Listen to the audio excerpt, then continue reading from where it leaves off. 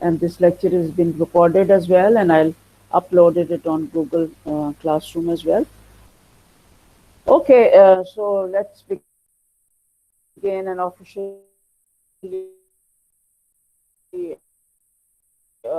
and the topic is the problem of equivalence in translation at word level and beyond. And just to try to recap and make a connection with where we stopped last week. Last week, as you know, till last week, we talking about in his contribution towards development of translation theory, and then we moved on to the work of Eugene Nida, his contribution as in terms of this was focused on in terms of translation between French and English and vice versa, and then we moved on to Tytler. So all these three, basically the common factor among these was that they followed a very prescriptive approach in terms of translation studies, that going up their own rules and regulations and principles, and kind of giving the proper sequence or proper way of conducting translation, or principles or guidelines. And that is why we say that these gentlemen basically had a very prescriptive approach for talking about translation studies and giving their perspective and whatever their views were to this discipline. So today we'll move on to the topic, and we'll focus on this is a new aspect. Somebody wants to join. We're going to move on and we'll talk about the problem of equivalence, and in a way we have moved on to the new topic as well. Because in the last classes so far we focused upon basically what translation study discipline was. We looked at the special history of it, and then we talked about. Can you hear me, Muhammad Nadeem? आप आ रही थी मेरी. Is it okay? Yes, ma'am. It's clear now. It's Can you clear now. all hear me, class? Okay, fine. Okay. So actually, I was wearing a mask. I've removed the mask. That was the reason. Okay. So we talked about what we are going to do is we also talked about other move on, and now we are going to basically talk about kind of we have left behind the history of translation, how it evolved. That was the topic for this. So what about 2 to 3 classes? This is the beginning of this semester, and now we are just going to move on to the next topic, and this is related to, in specific, that what is equivalence at word level and beyond. What do you understand by the word equivalence in translation? What after all, what is translation? Yes, what is equivalence in translation? Because after all, translation is translating from one language to another, source language to the target language, like SL to TL, or first language to mother, L1 to L2, and vice versa. So problem equivalence would relate to that is that if you're trying to translate, the translator's job is to see that the end product of the translated version should be kind of close to the actual text which has been translated. But then as we go into the nitty-gritty details and depth of this discipline, we find out that talking about equivalence is not something so simple and so easy as it might seem, that it's not a mathematical formula in which you'll say that 2 plus 2 is equal to 4. When you talk about translating from one language to another, and if the languages happen to be from very two different groups of languages, then all the more it becomes an issue how to go along with translation and how to actually find out an appropriate, a very relevant word for conveying the meaning of the text. Okay, so this is what we'll see here and discuss today, that this is a genuine problem in translation, to find out kind of very close, if a translator aims to go very close to equivalent translation, of what the actual text is, how far would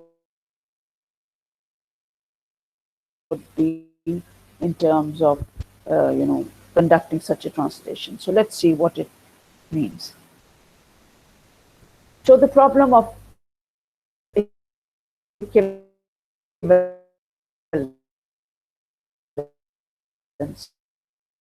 So we talk about that compared to after translation in which attempts were made in the 1950s. Then it moved and we found out that more particular type came up as the procedure and here out. So after centuries of circular debates around literal and free translation, theoreticians in 1950s and 60s they began to attempt more systematic analysis of translation, and the new debate revolved around certain key linguistic issues, and the most prominent of these issues were those of meaning and equivalence. So meaning and equivalence was something very important. In terms of not only the meaning should be same as what the original text is, it should be there should be some equivalence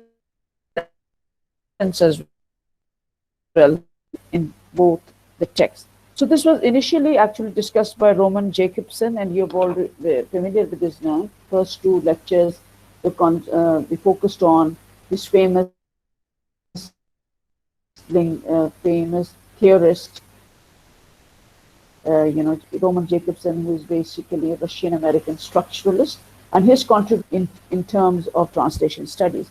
So he focused upon this aspect that how come meaning is closed and how come it is equivalent as well in terms of translation.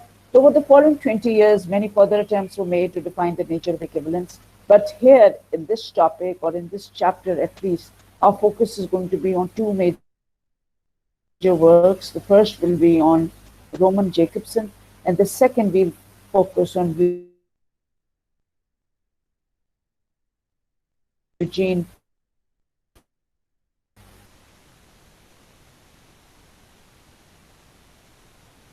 Nida in terms of equivalence. So the new debate evolved around certain key linguistic issues. Most prominent issues were related to meaning and equivalence. And Roman Jakobson and Eugene Nida's theories were prominent contributions in this aspect. Roman Jakobson, you're familiar with his name, and he basically talks about the nature of linguistic meaning and equivalence. In terms of a linguistic meaning, he was very, in terms they wanted to give clear-cut meaning, and as a linguist, his focus was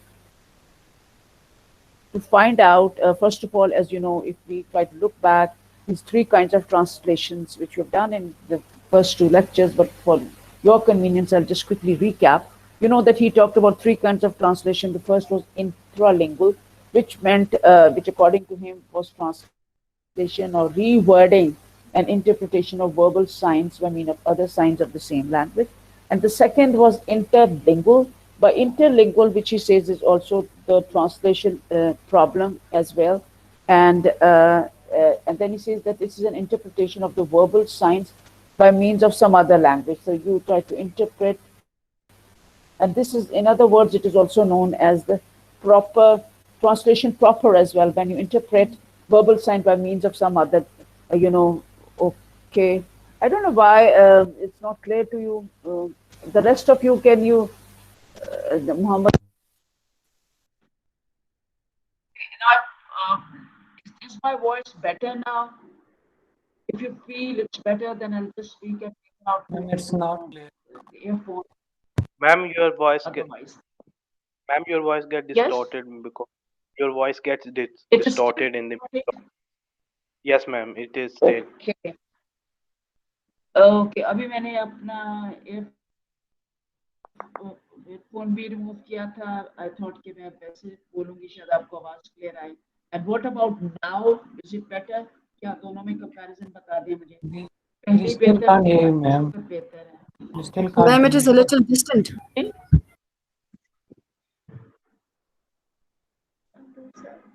अच्छा चलिए मैं फिर लगा के देखती हूँ okay hold on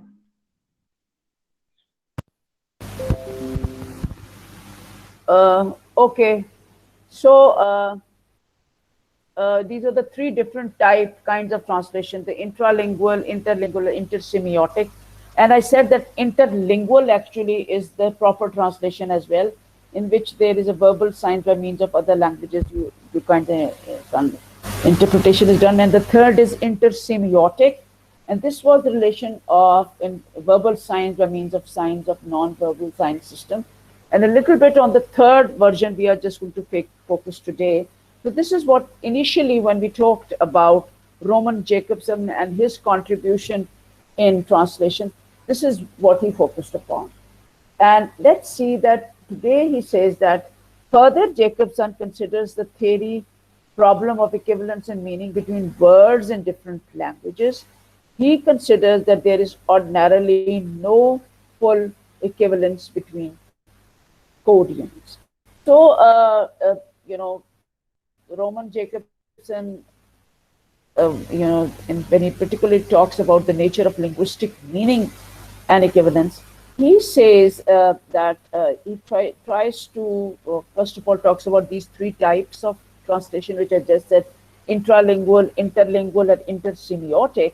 And then he talks about that how, he wants to make a clear distinction between two issues, which he calls them the linguistic meaning and the equivalence.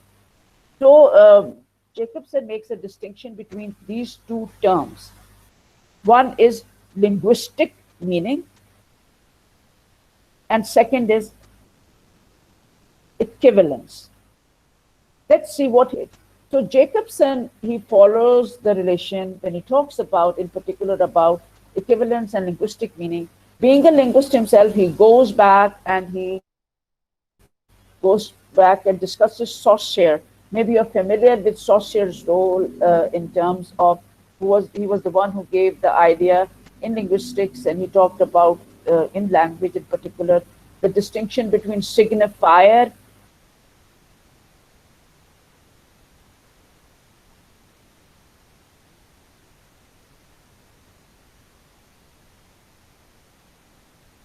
and the signified. Uh, Saussure talks about is that in language in particular, the spoken and signifier and you can study Saussure if you haven't studied so far in any of your courses so far. Ma'am, Maybe you will study in future as well. Yes, yes, ma'am, please. sorry to interrupt. Your voice it's getting distorted again, so we are unable to make a connection what you are saying. Okay, okay, hold on. Then let me just give me a minute. I'll see what can be done. Okay, just wait, hold on. The Okay, voice ma'am. का issue आ रहा है. Okay. Ma'am, your voice is clear, but it get distorted, so that's why we are not able to It make. just okay. I know. You people just need to wait for 5 minutes. Maybe I will change the room. The Okay, where I'm like delivering the lecture, मैं change करके देखती हूँ कि वहाँ शायद बेहतर voice है. ठीक है ना? Just wait for this is like a break for 5 minutes for all of you. You okay, ma'am. stay where you are. Break means कि I'm taking my laptop to another room. आपके लिए break नहीं है. ठीक है? Okay, fine. Okay, ma'am.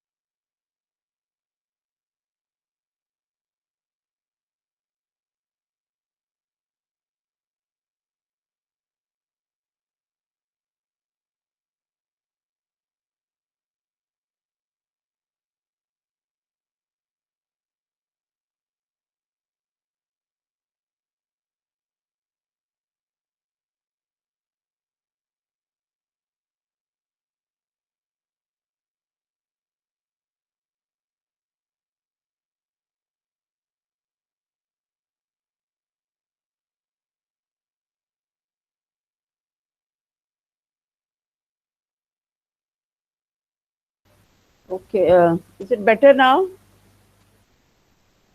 Uh, Yes, ma'am. Yes, ma'am. okay, okay, Ma'am, that's fine. Okay, my ma'am, can you please जी बेहतर can add some members? अच्छा okay fine I'll admit the students okay some students want अभी late आ रहे हैं चलें okay I'm admitting who is Imran is here Yes, ma'am. and who else okay fine sorry for this you know this happens when you they are dependent upon technology thank God internet है तो ऐसा issue हो जाए तो okay so coming back to the slide and I was explaining this issue of equivalence.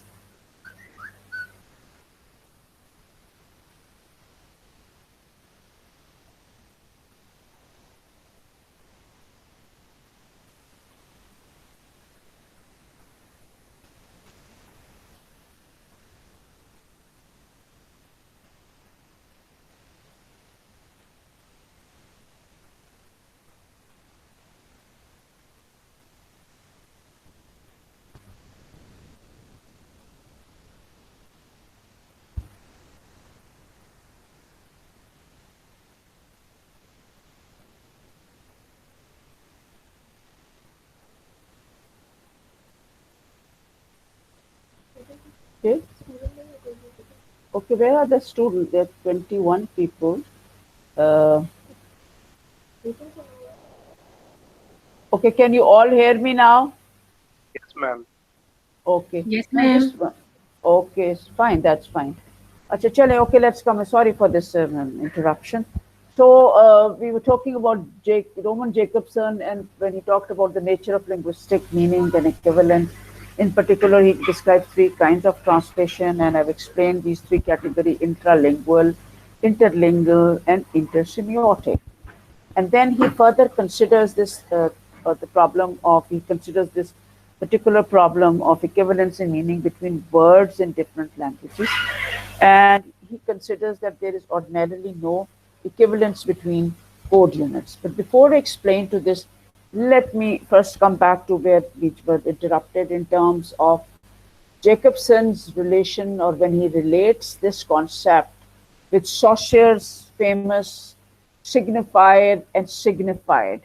These two concepts may be you're already familiar with. If you're not familiar, you haven't studied in any of your linguistics course. Let me make this clear.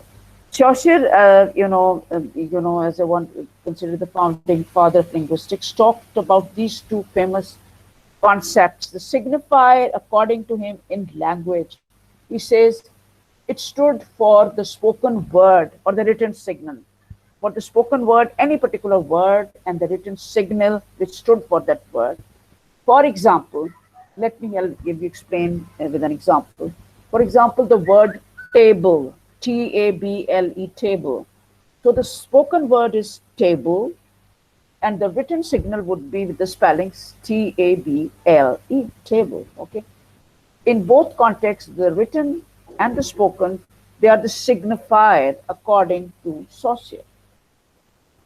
And these two, written and spoken, they are related to the signified, which according to Saussure was the concept which explains this concept, or the concept which would explain that what a table is. Because remember, we talked about signifier, that the word table in English language, that it's spoken and written, both I've talked about. There's a signifier, but according to Saussure, when the signified stood for the actual concept, and what this would mean, actually, according to him, would be of any flat surface with four legs, that would be a signifier that would stand for the concept of a table, for a table. So this is what he would say, the signifier and the signified. But he says that, fine. So basically, when he talked about these two concepts, the signified and the signified, this was in terms of, let me first explain this concept to you, then I'll move on. Okay? Yes? Okay. Hold on. So let me explain. I'm sure you can hear me. So this was in terms of the difference between signifier, that is the spoken and written, and signifier, that is the concept related to that. I gave you the example of the word table as a signifier, and the signifier, the concept related to that was when you described what is the signifier, the table stood for a flat surface with four legs. That would be signified of that. So together, the signified and the signified, according to Jakobson, they form the linguistic sign, and both of them they explain that what a table is in English language. Okay, can you all hear me? Or if you could Yes, ma'am. write, It, okay, fine. it is clear, So ma'am. this was the, so I'm just ma'am revisiting this Ma'am, concept. can you please like some fellows? Ma'am कुछ Okay. Student wait कर रहे हैं, ma'am उनको late इन कर हाँ तो ये जग गए क्यों थे वो तो 2 मिनट के लिए I just needed to change there was no signal and then okay I admit them but you these are 20 people already here okay so I'll admit them in a moment so though this was a difference between signified and the signified and together they form the linguistic sign but what according to Saussure and other linguists it meant that this is something some students want to join, that this was a kind of, arbitrary design because sometimes you feel, that not each language, if you were to do translation or something, it would happen. Not in each word and everything you could find an equivalent word in the language. For example, if you were to, ma'am जैसे if you कि would, नजर लग गई, जैसे कि हम कहते हैं कि उर्दू में कहते हैं नजर लग गई, मगर इंग्लिश में इसके लिए कोई एग्जैक्ट ट्रांसलेशन नहीं है. हाँ, equivalent word आपको नहीं मिलेगा exactly. It's very difficult to find. So similarly, I'm coming to that, but since I'm explaining it in that technical language, so you need to concentrate. But this is good. The concept is clear. तो आपको समझ आ गई जो मैं बात कर रही हूँ. So he says that similarly, you find, for example, an English word cheese है. अब उसकी cheese, what we eat, CHEESE cheese, what we eat at breakfast. And he says that actually, when you for to find out as a signifier, तो आपको लगेगा anything which is it denotes that it's a food which you eat at breakfast made of processed curds and it's made of milk. This would be the actual in terms of signifier what it's done. But then the signified, if you were to find out in any other language than English, and you will run into issues why that not any other language, for example, according to Jakobson, it is, is possible that you understand what's signified by a word. Even we have never experienced that in life. But he says that sometimes in, as students, we come across certain words, very rare words like nectar and ambrosia, which normally when you study and you read Greek mythology, then you would come across them. But you haven't experienced them, you haven't seen those words, yet you, by just reading them, you kind of get information, first-hand information, what does it stand for. So the bottom line, what Jacobson considered was that according to him, this is a very thorny and a difficult issue of finding an exact equivalent word, which in meaning between words in different languages. Although they might be close, to in terms of explaining what it is, but finding a word exactly the same, to exactly equivalent ho, this could become an issue in translation. Because he says that because that there is ordinarily no full equivalence between code units. Now he moves on to the last word in this slide, is code units. He says because ordinarily within two languages, you do not have full equivalence between code units. हर दो languages को जब when you translate, you can't find exactly the same word having its equivalent code word in other language. Example is very clear. He talked about is that if you talk about cheese word in English language, you cannot find something equivalent, exactly equivalent in any other, language. For example, he says in Russian language, you can have the word sir. In Spanish, you can have tuizo or some other. But to find the exact equivalent word as it is sounding with the same, that would be difficult. Because he says that since this Russian code unit does not include, because when you talk about different codes in Russian language में उनकी code units में the word cheese है ही नहीं, cottage cheese नहीं है. They do not have an equivalent word as the word cheese in English language would be in say in Russian language. So what you will say is that you could basically sum up that the general principle of interlinguistic difference between terms and semantic field is established, and as long as it makes a kind of connection between that. But if you say that you find an equivalent exactly 100% word which is equivalent in that meaning, that would be an issue for you. Could not find that, as quoted in the above example of comparing the word English word cheese and trying to find out if you have any other word equivalent, say in Russian language or some other, it could be done. Okay. So for Jakobson, his problem was in terms of, he found out that you cannot find exactly the same word according to any particular code system. Okay. So in Jakobson's description, according to him, the interlingual translation involves substituting message in one language, not for separate code units, but for the entire passage in some other. So Jakobson moves on, and according to whom, he says instead of just sticking to code units, two languages के code units can be different. Two languages, say from from source language to target language, they might be having different or separate code units. So if you plan that you want an exactly equivalent word in that target language, it could become an issue. You could not substitute exactly with the width. But if you just focus that your job as a translator is just substituting the message only, your job is कि आप उस message को convey करना है, which is in source language into the target language, and the whole message entirely in other language, instead of word for word or code for code, छोटे छोटे उसके breakup करके codes और units को लेके, just the example of cheese was one example of code unit of English language. And if you go into that details, it could be become an issue. So it's far better, would be an approach for a translator, that if you just focus on the entire message, whatever is there, and you focus on how it could be translated.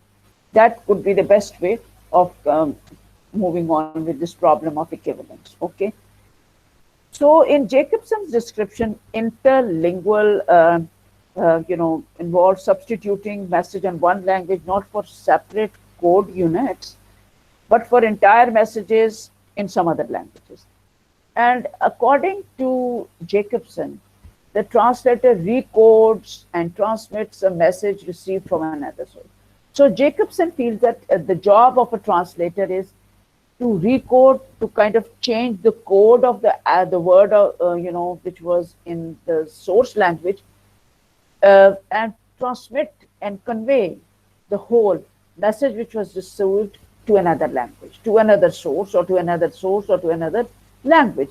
Or that means the message is far more important, just instead the whole message, the entire message, instead of breaking it into some code units and getting confused over that. So thus translation involves two equivalent messages in two different codes. So according to him, in a broad manner, the translation entails there are two equivalent messages in two different codes. That means messages are close, equivalent, तकरीबन एक ही meaning होता है. They kind of have the same meaning, but the main thing is that they are in two different codes. By two different codes, the word code, by code he's implying is the code is a very broad term. Let me explain to you. You can write down. Code actually is a system of words, letters, or symbols. You can write down. Code means it's a system of words, letters, or symbols. So in a way, what it means is that each language is a code in itself. Koई भी language, if it's a source language or the target language, Each language is it has a code, has an entire system of words in it, letters and symbols. And so when you are embarked upon the translation, he says, the translator recodes and transmits a message received from another source. So the job of the translator is कि वो जो पहले code में से Urdu language में कुछ जुमला कहा गया, that's one, Urdu language has its own code, English has its own code, or Punjabi has its own code, and Pashto has its own code, and so on and so forth. So the translator's job is to recode जो पहला message जो source language में उसको change करके और उसको transmit किया जाए to another source. By another source means to the target language in which is to be translated.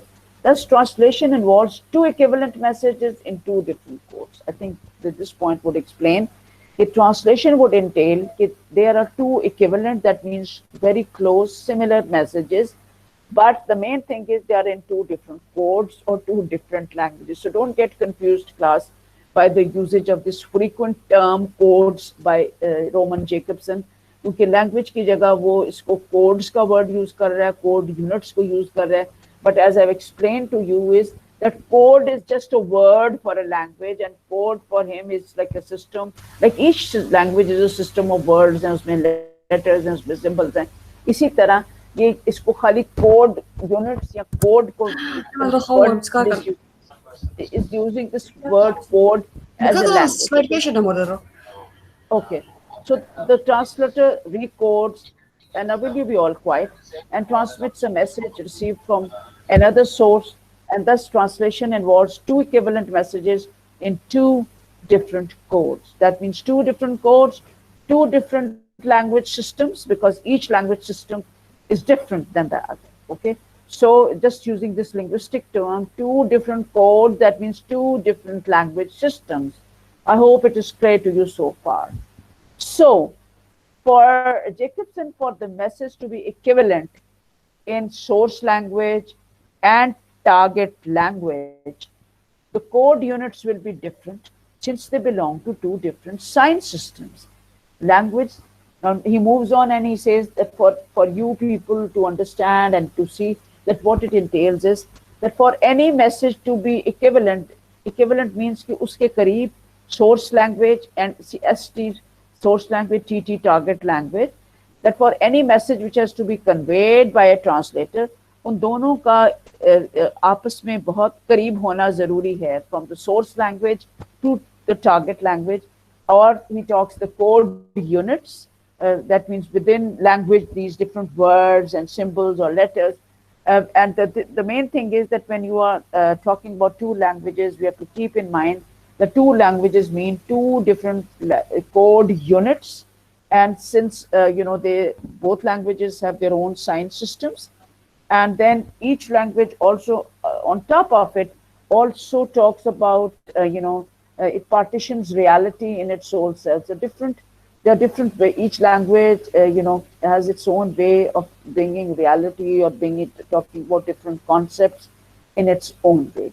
Now let me just explain to you that although this would take some time, but just for the sake of clarity, that people who do research on different languages and bringing it to talking about translation as well, they find it that different languages, the role in terms of they might be rich in different types of words, and it all depends. And here comes the role of society, social structure, and a little bit of implications of what sociolinguistics as a discipline. It is the society plus language, because the society has its effect on the language system or the sign systems of that particular language which is used there. Because after all, language is just an embodiment of the culture, of the value system of that. Now, let me just give you example.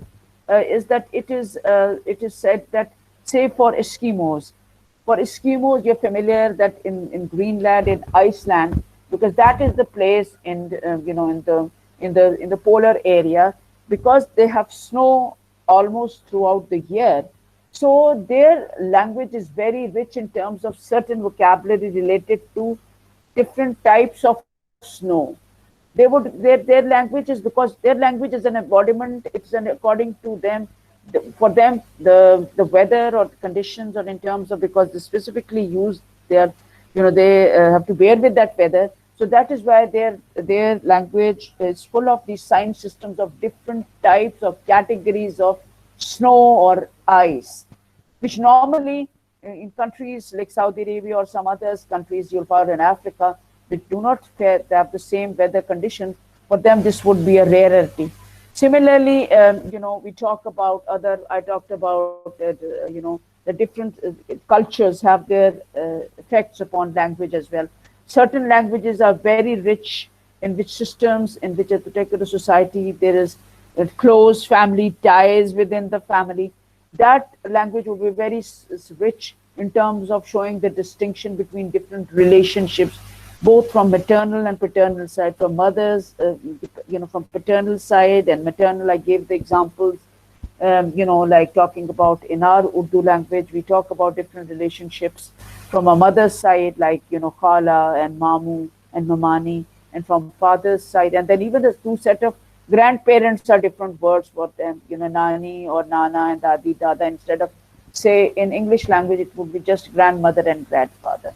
So just to show you with the help of these examples that, if you would say that why it is that Urdu language is so rich in its sign system, in particular talking about relationships, and why English is not, we cannot say that, because these are two different linguistic codes, two different languages having two different code units which they're following, two different sign systems. So because the reason is they tend to partition reality according to their own environment. In the West, where family ties are not close, people live follow a nuclear family system. It's just the couple which lives there. They do not have any close relationships or ties with their family. As a result, that is what we talk about. It is implicit in their relationship. The words which they occur in their vocabulary in English language, talking about these apparently close relations like maternal, paternal, grandparents. Whereas in our part of the world, in Asia, in the subcontinent, where we have close family ties, that's why our language is so rich. In this linguistic code, in this code units, we have so many words equivalent to that. So anybody transferring, say, conducting translation from, say, English language into Urdu, और वहाँ सिर्फ uncle या aunt का या grandfather, grandmother का जिक्र होगा, for a person who would be translating it to Urdu language would like to make a clarification that is this writer talking about maternal grandparents or paternal grandparents, because both languages try to face reality or partition reality according to their own social system, according to their own environment. So I hope so far this point should be clear to you. Now let's move on. So as I said that, languages have their own equivalent system. So equivalence is something, according to Jakobson, he says, and I move on, he says is that from a linguistic point of view, as he says, that a linguistic and semiotic angle, Jakobson approaches the problem of equivalence as follows. He says, equivalence in difference is the cardinal problem of language and the pivotal concern of linguistics. So according to him, that equivalence in language, you have to, instead of debating on this issue, that it's a fact which you have to bear with, that it's a cardinal, it's a prominent issue of language. And it's basically the role of linguists to find out why they are not. As a translator, it would be just to find out, the message, as he said earlier on, that instead of going upon the equivalent word unit or code unit ki talash mein aap jayein, it would be far better to focus on the content or the message as it is, translating the message from that. Okay. So let me explain. So Jakobson approaches the problem of equivalence with the following diction. I've just quoted about this quotation. Then, according to his discussion, the problem of meaning and equivalence thus focuses on difference in the structure and terminology of language rather than any inability of one language to render a message that has been written in another verbal language. So according to Jakobson, he says when a translation is being conducted from source language to target language, the problem which would come up would be basically in the difference in the structure, because each language has its own structure. There are different terminology, means of vocabulary. They might be having their own words, their own vocabulary, the structure would be different, and the language. And you cannot say that the main thing is that you cannot classify and say that certain language there is an inability of one language to be translated because maybe it lacks something or it's not it doesn't have equivalent word. That is not the case. The main thing is that you are using two code units, code unit of the first language, source language, to be translated into code unit of the target language. So the difference is there. Apparently, there the differences with there, difference in terms of structure, difference in terms of terminology, and other. But don't say and don't shun and don't say that it is because of the inability of one language that it renders a message which was in another language, or maybe it does not render a message effectively in the other language. There's something missing in that language. That is not the case, because what he felt was, thus you can say that Russian can still express the full semantic meaning of cheese, even if it breaks it down into two separate concepts. Now, coming back to the same example of cheese, which I explained, that in English language you have the word cottage cheese or cheese, but when you talk about, if you were to translate into Russian language, according to Jakobson, you could not find an exact word for cottage cheese, which stands for food made of processed curds or anything. But you can have some other words which would be close in meaning. For example, you would have in Russian code में आपको word sir or या tavere या कुछ और use हो सकता है to convey the same meaning. Okay, so for him it is understandable that when you're talking about two languages, this is what happens. So for Jakobson, cross-linguistic difference centers around obligatory grammatical and lexical forms. He says it is understandable that when we talk about translation, and there is cross-linguistic difference between two different languages, and they have also, the grammar is different, lexical forms are different. So languages differ in essentially what they must convey and not what they convey. He says that we'll say that in this case, that languages tend to be different. Essentially, they are different from each other, and they must be basically used to convey, and they must convey what they have to. And so examples of this would be a little, I'll just quote a few examples to make this clear. For example, different languages not only have specific words, but they might be also having a different gender is associated with certain word, whereas the same word might have a different gender in other language. Okay, just to talk about that, the gender of the word house is feminine in some languages, and whereas it has masculine in others. Similarly, the word honey is masculine in French, German, and Italian, and whereas it's neutral in English. Similarly, the level of aspect by means the different tenses कहते हैं, present tense, past, progressive. That is also differs from language to language. Russian has its own morphology. English has its own morphology. Morphology is the science of these within languages, this the structure of the language, okay, and then or how the words are formed, and then the level of semantic fields, that is the German word, and then I normally talk about relationships like brothers and sisters and English children and the statement and so on.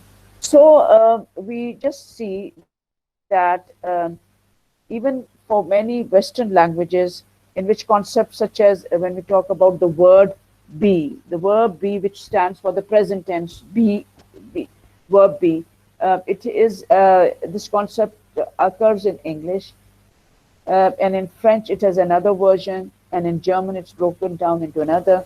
But what we see is that all these examples illustrate difference between different languages, the way they, according to their own system, but they are still concepts that can be rendered interlingually.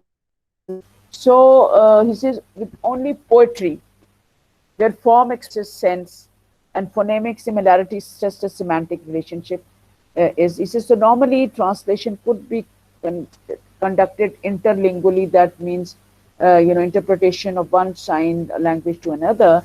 Only it could be an issue with when you're talking in terms of phonemic similarity or semantic similarity, and more so when you are translating poetry and you're trying to find out this, same in terms of semantic relationships. Then you find out that sometimes it is, it becomes untranslatable and requires some creativity on the part of translator.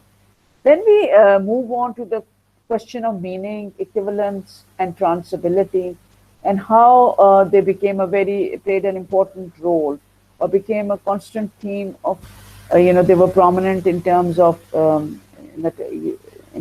I should say, translation studies in 1960s, and they were also tackled by new scientific approach, which was followed by the most prominent other writers as well, which probably we'll discuss in the next class when we move on to the American linguist Eugene Nida, what Eugene Nida had to talk about transmission and all. But the overall title of today's lecture was related to equivalence and the equivalent effect, because so far, at least we have come to this conclusion that having an exact equivalent word or if you were to translate from source language to the target language would be difficult.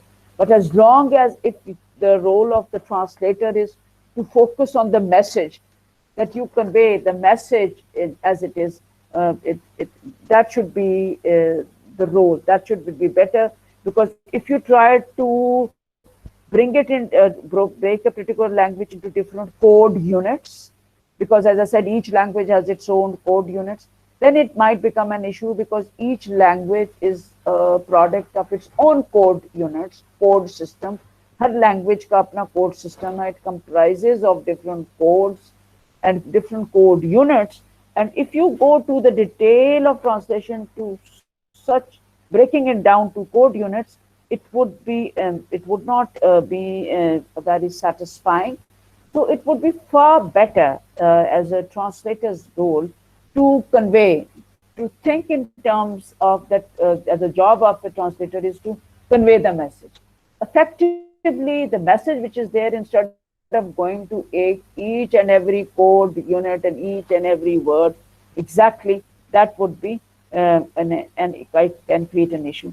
So let me relate to what this debate which is going on and the way Jakobson talks is, if you remember that concept of sense for sense and word for word translation, remember, which we did it last week, the word for word translation we talked about, that was the approach, and we felt that again there were these two schools of thought talking about, that is word for word translation better or sense for sense. And then again it was according to the way the theorists came up and their description and their interpretation, that which way of translating is better, and giving a leverage, giving a latitude, freedom to the translator to come up. And same is the case in terms of equivalence as well.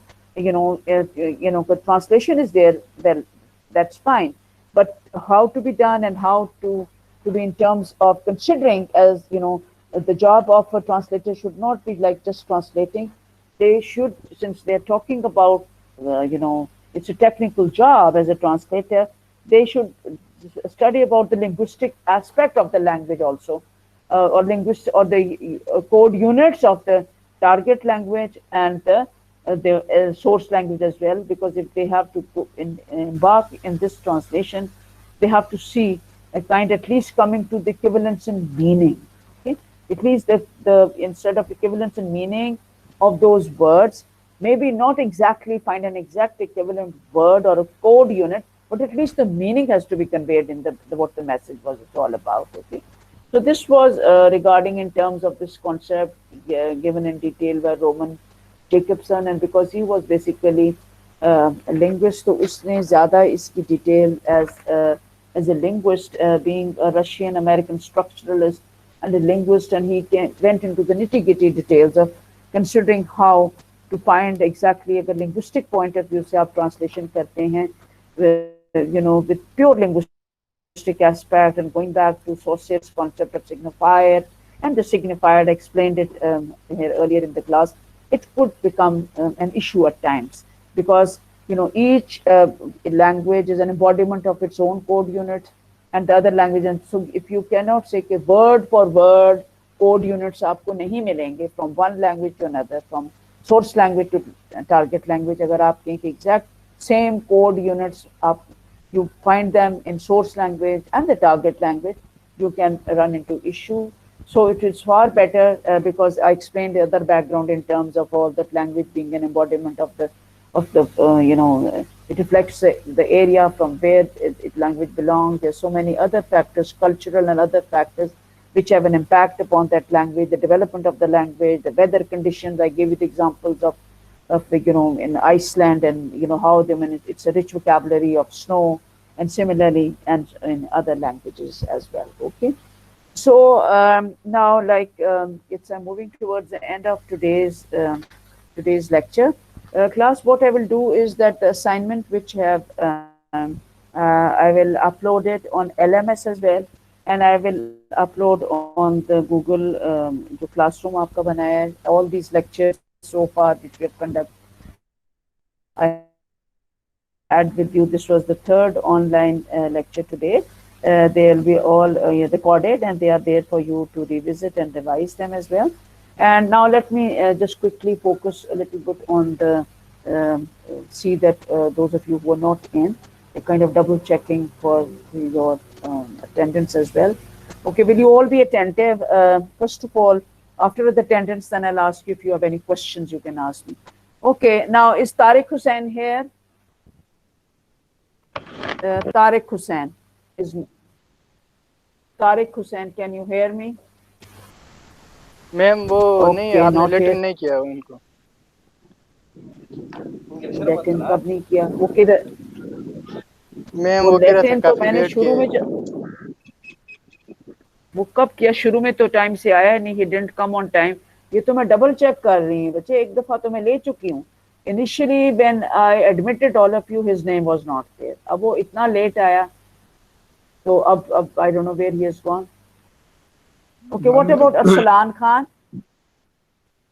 Okay who is it अच्छा so Tariq is here now जी okay chalo okay fine then I think Arsalan and then Sidra Islam Abbasi Rida and quite a few were not Ijaz Shaheen was not here the rest is all I think Rubina Bibi I didn't see Rubina Bibi today and then Irfan Ullah and that's all Imran okay this is what Nain Thara was not here was here last week लेकिन आज नहीं थी okay now class this is last 5 minutes if you have any questions you can ask me any questions related to this today's lecture in terms of main focusing on the problem of equivalence of translation of okay Yaqub Chandri is present okay Yaqub I think आपको पहले भी mark किया हुआ hold on let me double check Yakub क्या okay I think you have been marked present here हाँ आप present है एक आप लोगों के यहाँ आप कुछ और नाम लिखते हैं और आपके जो class list has totally different names okay okay Yakub Chandio I have marked you present okay fine now so now if any questions are there you can ask me last 5 minutes class and then I'll also upload this assignment on both Google Classroom and I might send it on your class WhatsApp group as well and on LMS as well okay so it will be like I'll be giving you a week to complete this assignment I'll write the deadline also but be mentally ready it would be a week probably the end of last week for this first assignment and then I also give my email address on which you're supposed to send so it's individual work okay so you have to do that okay anything else any anything not aspect not clear any questions you would like to ask regarding today's topic and as I said that please get into the habit of yes Amir Hamza Okay, Amir Hamza, you can ask your questions. Amir, ma'am गलती yes. Ma'am गलती से हो गया जी, ma'am गलती से हाथ लग गया what is, अच्छा गलती से हाथ लग गया, अच्छा मैंने कहा थोड़ा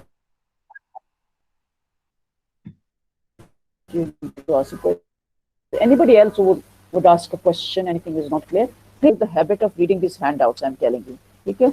So that you get used to this discipline, translation studies. It has to be taken, you need to get into it, understanding the concepts related to it. Okay? Fine. Okay, class. So if there are no questions, about you, Kinza, would you like to ask any question? Is the CR here? Kinza is here. Ma'am, can you please send the handout to Kinza? Yes, ma'am. Okay, I just said that anything, any question you people need to help. No, I'll ma'am. share Thank with you, you. Kinza, regarding this thing which I. Okay, fine. So there's an. So class, keep on be vigilant for the assignment which I'm going to upload and start working on it. Over the weekend, right? Okay then. Okay then. Thank you so much for today, and inshallah see you next week. Okay, Allah Hafiz to everybody. Allah Hafiz, ma'am.